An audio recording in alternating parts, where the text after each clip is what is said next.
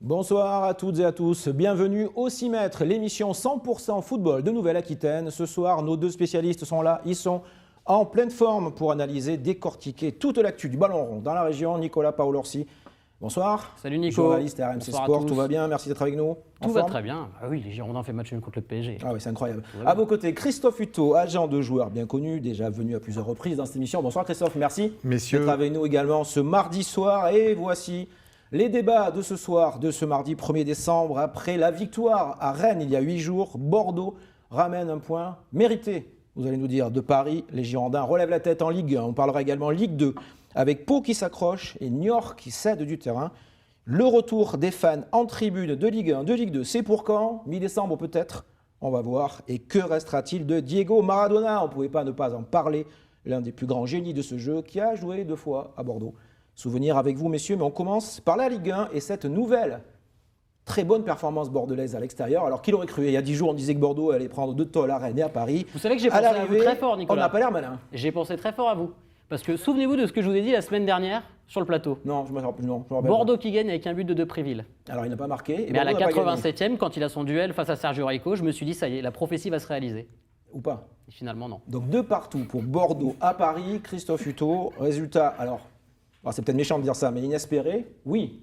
Tant l'écart semble important entre les deux équipes et entre les deux clubs. Paris n'est pas au mieux, mais Bordeaux a été plutôt très bon au Parc des Princes ou pas samedi soir? Je n'irais pas jusqu'à dire très bon parce que ça serait excessif.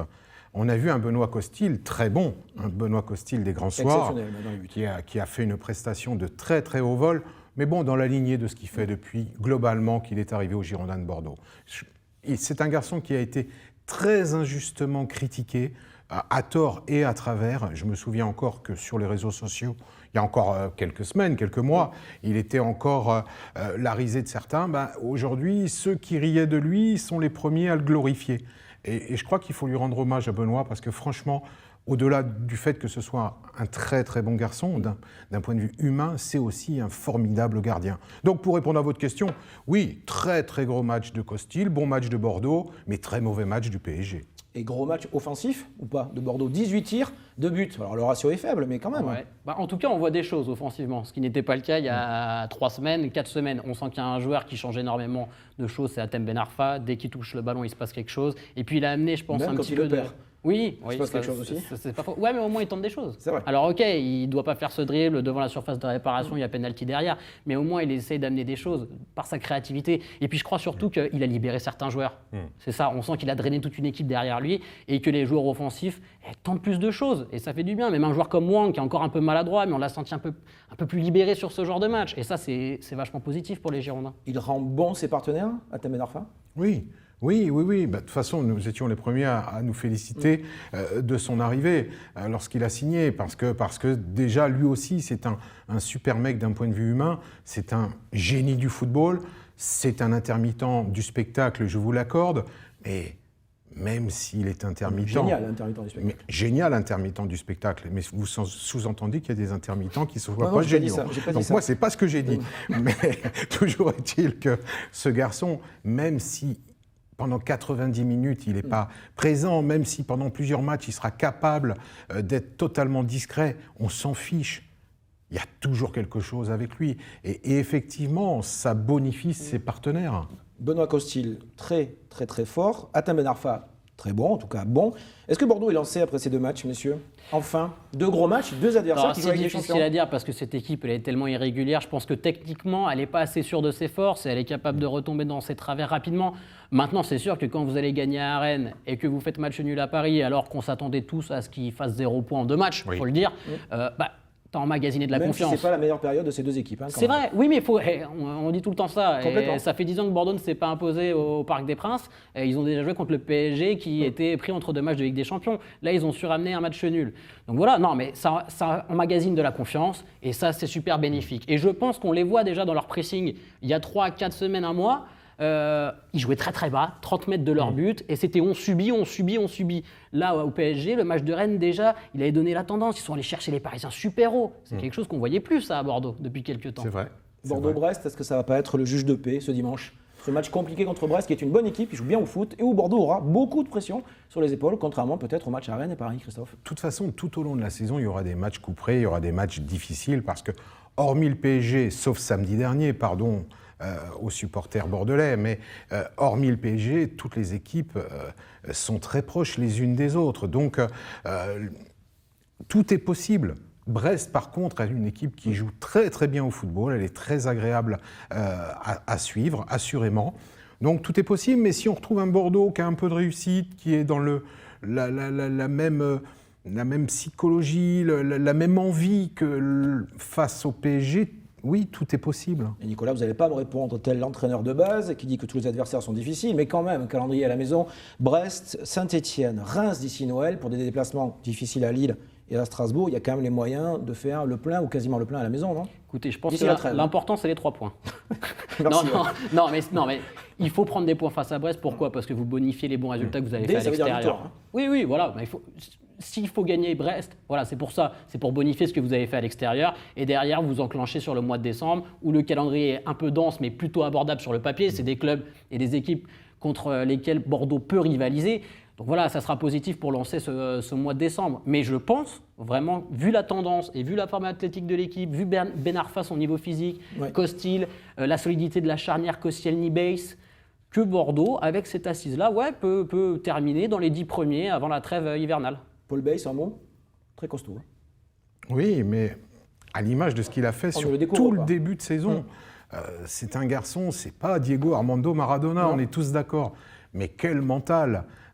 C'est un gars, franchement, c'est un vrai combattant. Le traitement qui lui a été infligé ces derniers mois est tout simplement innommable. Par Paulo Sousa, l'ancien entraîneur. Bien sûr. En tout cas, je suis content aussi pour lui, parce que ce sont des garçons qui font preuve de beaucoup de caractère et qui démontrent que, à défaut d'être brillantissimes, ce sont des vrais soldats. Et dans une équipe, vous avez besoin de soldats. Puis il aime le club. Et d'amour du maillot, j'allais le dire, c'est important pour Paul Bass, les Girondins qui recevront Brest ce dimanche. La Ligue 2, maintenant, deuxième thème de ce mardi soir. Messieurs, on va s'attarder un peu. Alors sur la bonne réaction, oui, du Pau FC qui avait été battu le week-end précédent par Grenoble à la maison et qui a ramené un bon match nul de Dunkerque, de partout en égalisant à la dernière seconde avec l'un de vos joueurs, Christophe Hutto, Romain Bayard. Rien ne s'invente. Elle me surprend cette équipe. Non mais elle me surprend cette équipe de Pau. Franchement, je ne les voyais pas aussi bien. Alors vous allez me dire, ils sont 19e. Ouais, ils sont avant-derniers toujours. Oui, mais ils prennent des points, c'est très serré, ils sont toujours dans la course et je ne les voyais pas surtout être capables de, comme vous le disiez, d'avoir ce genre de réaction à la 90e sur une pelouse compliquée, Dunkerque.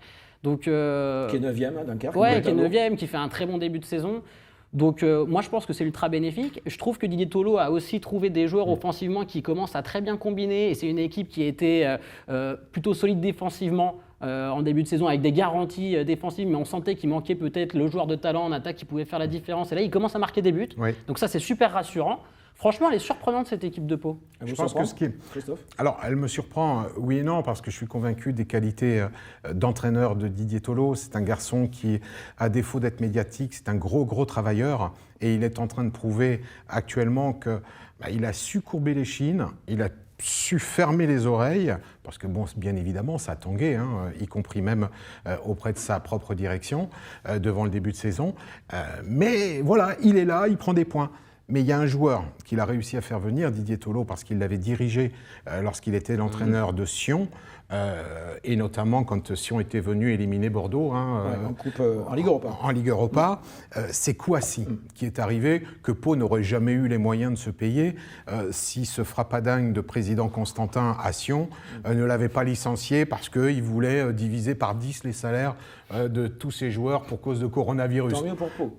Tant mieux pour Pau, mais je pense que ce joueur qui a l'expérience, parce que c'est un joueur qui a connu le haut niveau, y compris les matchs de Coupe d'Europe régulièrement, a été ce stabilisateur au milieu, ce joueur d'expérience qui n'est pas spectaculaire, mais qui fait jouer les autres, qui rassure ses coéquipiers. Et puis voilà, la mayonnaise, elle a pris.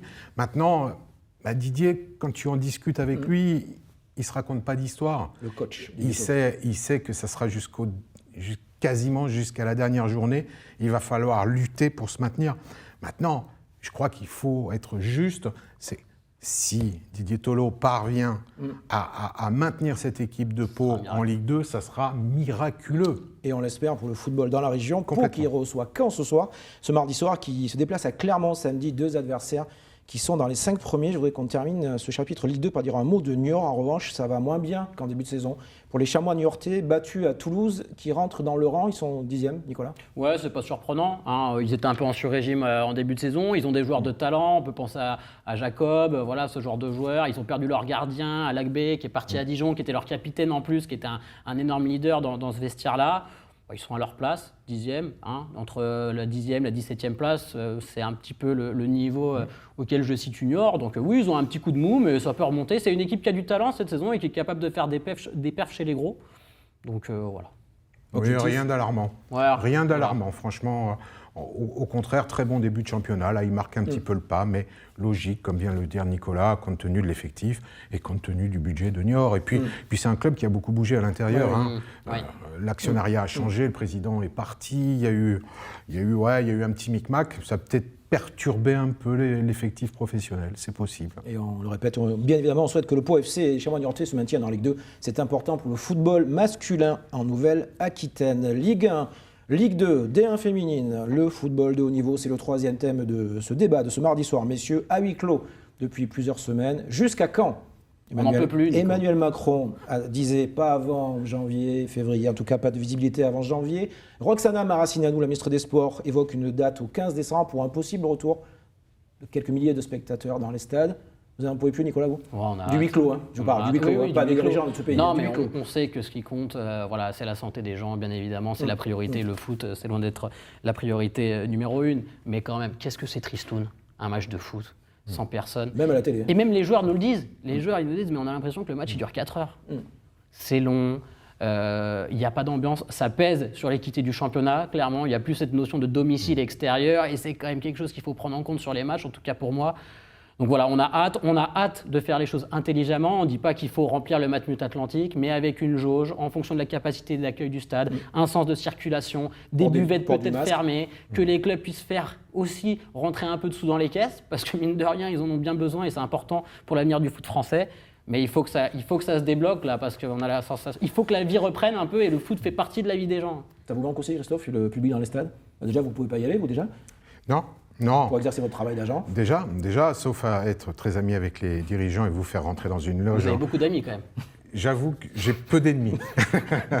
Non, pour revenir à ce que disait Nicolas, j'adhère totalement, bien évidemment, mais j'ai envie de faire de l'humour, ou de l'ironie plutôt, parce que c'est tellement ubuesque cette situation.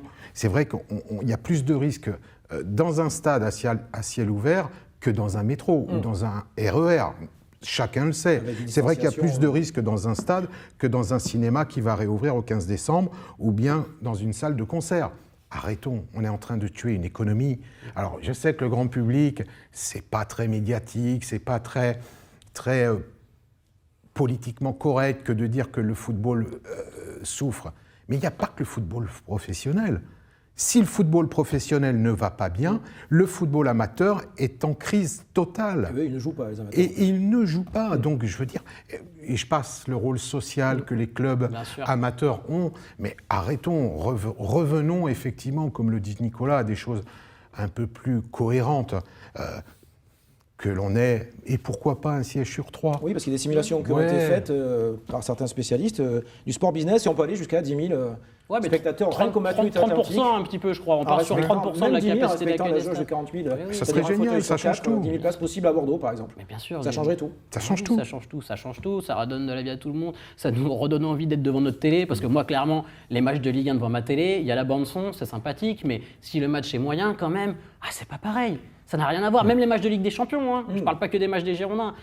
Donc voilà. Et puis on a besoin aussi de ça en ce moment. Je pense qu'on est tous un petit peu lassés du confinement. On a besoin d'avoir du plaisir, de ressentir des émotions à nouveau. Et ça passe aussi par du public dans les stades. Et on verra peut-être si c'est le 15 décembre, comme le souhaite en partie la ministre des Sports, Roxana Maracineanu, ou plus probablement en début d'année, une fois que la situation sanitaire, on l'espère, sera stabilisée. Lui aussi, il n'aurait pas aimé jouer dans des stades vides. Diego Armando Maradona, c'est le dernier thème de cette émission. Messieurs, Diego Maradona, qui a disparu la semaine dernière, il a joué 2 fois à Bordeaux. Alors, Nicolas va nous dire qu'il n'était pas né pour ces 2 matchs. 1983, Bordeaux-Barcelone avec cette fameuse photo avec Alain Giresse. On va en parler avec vous, Christophe, juste après. Et en 88, avec Naples, en coupe de l'UEFA à l'époque, l'ex-Ligue Europa. Nicolas Paolorsi, Diego Maradona, joueur, même si vous ne l'avez pas vu forcément quand vous étiez gamin, quel joueur? Mais moi, c'est même pas le joueur que je retiens, c'est le personnage. C'est la photo d'Alain Giresse qui vous a montré récemment sur notre antenne le maillot que lui a offert Diego Maradona. C'est le personnage en fait. Mais vous avez parlé de Diego Maradona qui joue dans un stade vide, mais lui, en fait, on a l'impression qu'il a toujours eu du monde autour de lui, même autour de sa maison, dans son jardin, il y avait des supporters qui étaient là. Non, mais c'est tout ce que ce personnage entraînait. Voilà, son côté sulfureux, son rapport aussi à la drogue, aux femmes, sa vie privée derrière, les interviews qu'il a pu faire dans les années 2000, où là, moi, pour le coup, j'ai eu l'occasion de les voir, et où il était des fois dans des états seconds. Donc moi, je ne me rappelle pas forcément du joueur, parce que je ne l'ai pas vu, mais Maradona, c'était au-delà d'un joueur. Voilà. Diego Maradona qui tenait absolument à l'époque à faire une photo avec Alain Giresse. En 1983, sympa comme souvenir, vous étiez journaliste à l'époque, et j'étais au stade, peut-être même pour France 3 Aquitaine à l'époque, entre autres, mais c'était...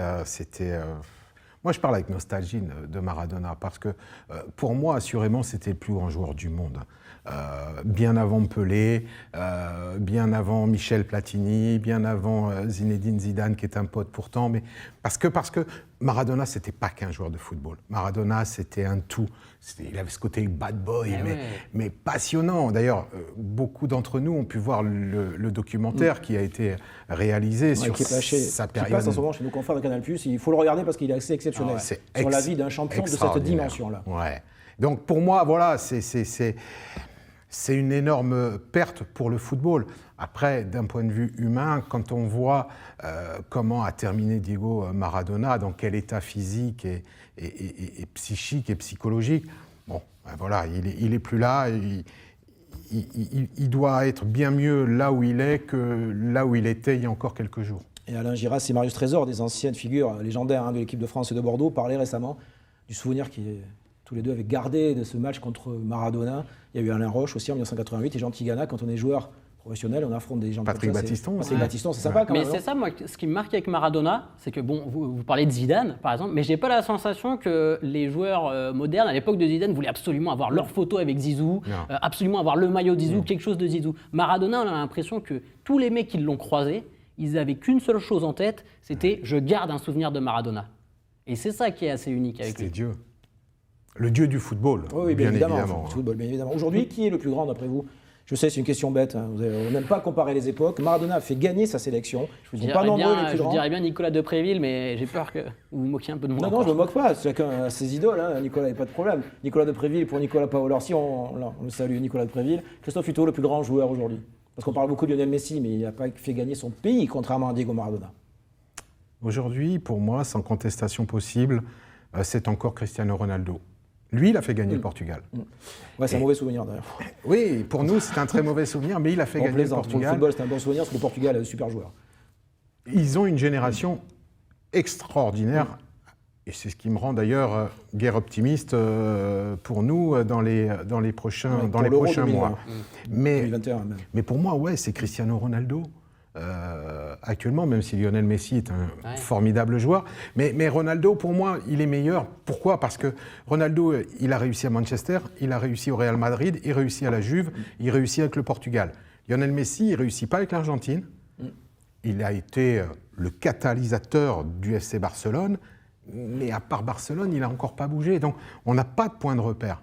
C'est pour ça que je dis, sans contestation possible, pour moi, c'est Cristiano Ronaldo. Aussi, Nicolas. Mais je crois que Ronaldo, en plus, va battre le record de sélection qu'un joueur a disputé avec son pays devant un Saoudien, il me semble. Donc, il a avec le plus grand nombre de buts marqués. Donc voilà, vrai. il est en train d'affoler tous les records.